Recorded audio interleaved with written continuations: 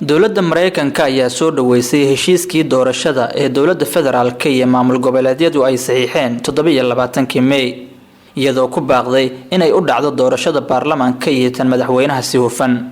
dhinaca kale Mareykanku waxa ay ammaaneen dadaalada ra'iisul wasaare Roble iyadoo hogaamiyayaasha Soomaalida ugu baaqay inay sii joogteeyaan wada shaqeynta iyo isu tanaasulka. Washington waxa ay sheegtay in mar waliba ay diyaar u tahay inay sii wado taageerada ay u siinayso Soomaaliya.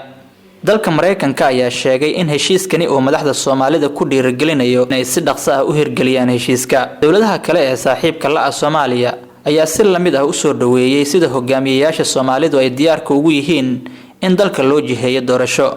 dalka UK ayaa isaguna soo saaray war kooban oo uu ku sheegayo in heshiisku uu dhabaha u xaarayo in doorasho degdeg ah laga qabto Soomaaliya. Turkiga oo ah dal sidoo kale saaxiib la ah Soomaaliya ayaa isaguna sheegay inay rajeynayaan in geedi socodka doorashada Soomaaliya si dhaqso ah loo dhameystiri doono.